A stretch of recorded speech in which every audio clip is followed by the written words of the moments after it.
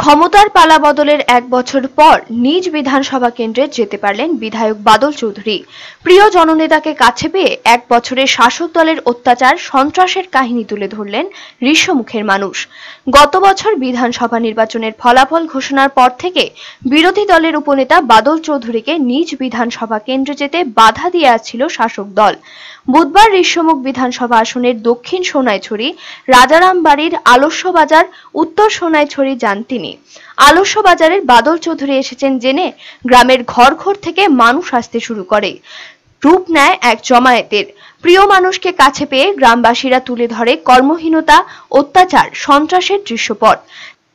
তাদের অভিযোগ, বামপন্থীদের ঘাঁটি বলে পরিচিত এই এলাকার মানুষদের পাশের বড় বাজারে যাওয়া বন্ধ করে রেখেছে শাসক দলের দুর্বৃত্তরা।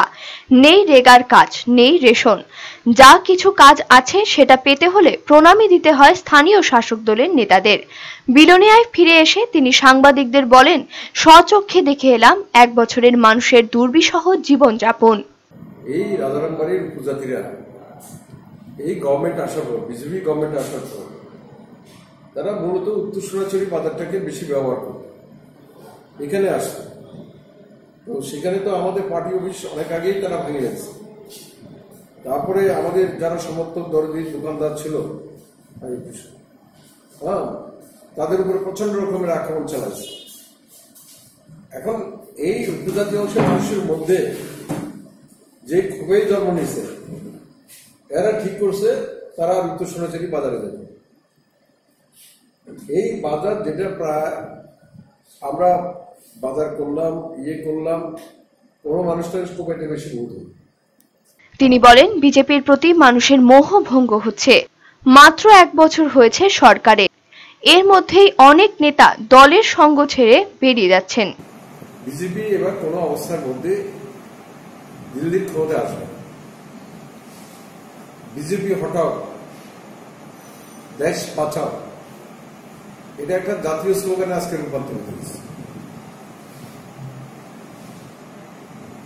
এখন সেই জায়গার মধ্যে আপনারা দেখছেন এক বছর আগে যে বিজেপি আজকে এই কংগ্রেস সব ভেঙে টেঙে আয় না, যে গভর্নমেন্টটা তৈরি করলো, সেই কংগ্রেসের মধ্যে বিজেপির মধ্যে এখন বিদ্রোহ। দল ছেড়া তারা আবার কংগ্রেসের দিকে ফিরে যেতেছে। ব্যুরো রিপোর্ট, চ্যানেল দিন রাত।